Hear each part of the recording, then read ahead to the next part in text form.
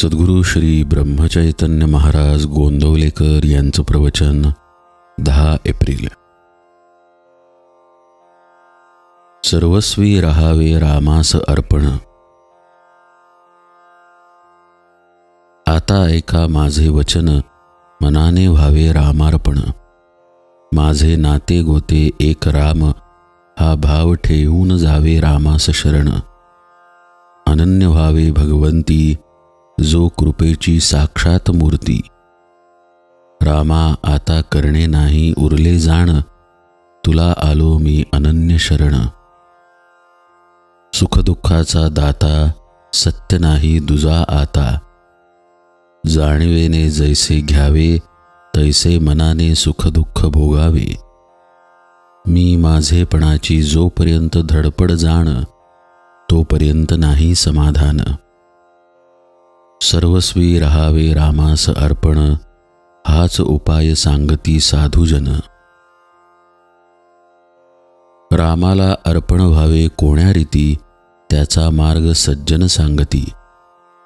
प्रयत्ने विण राहो नये, फळाची आशा ठेवू नये. भगवंताला विसरू नये, कर्तव्य या दृष्टीने कर्म करावे. प्रथम राखावे भगवंताचे अधिष्ठान, तेथे व्हावा प्रयत्नाचा उगम. अखंड राखावे अनुसंधान, येणे कर्म होईल सहज रामार्पण. वृत्ती राखावी अत्यंत शांत, हेच संताचे मुख्य लक्षण जाण.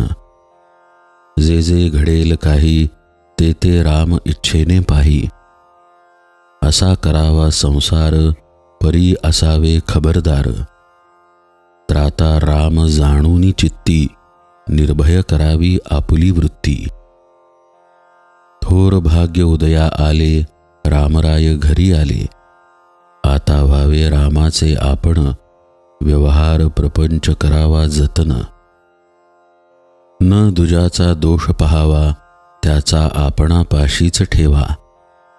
देह आहे परतंत्र, मन राखावे भगवंताशी स्वतंत्र. मनाने जो बांधला, परतंत्र वाटेल त्याला. शरण गेला रामचरणी, त्याला नाही दुजी हानी. अखंड करावे नामस्मरण, नीतिधर्माचे असावे आचरण. बायको मुले लहान थोर, यांनी न सोडावा रघुवीर. काळ फार कठीण आला, बुद्धिभेद त्वरित झाला. आता सांभाळावे सर्वांनी आपण, रामावीण न जाऊ द्यावा क्षण. चालले तसेच चालावे, राम ठेवील तसे असावे. माझा राम जोडला आहे जाणले ज्याने, त्याला न उरले करणे. राम ठेवील ज्या स्थितीत, त्यात समाधान मानावे. रामास जे करणे असेल, ते तो करील. सदा सर्व काळ माझ्याशी वास, हाच धरावा हव्यास. त्याला न जावे लागे कोठे, घर बसल्या राम भेटे. जो करी रामपदांबुज चिंतन, तयास नाही यमाचे बंधन. संताची सेवा केली, महद्भाग्य घरी आले. एका परमात्म्याशिवाय नाही कोणास शरण. तोच खरा धन्य धन्य, संताचे मर्जीने वागल्यास, कल्याण होईल खास. अखंड राखावे अनुसंधान, येणे कर्म होईल सहज रामार्पण. जानकी जीवन स्मरण जय जय राम.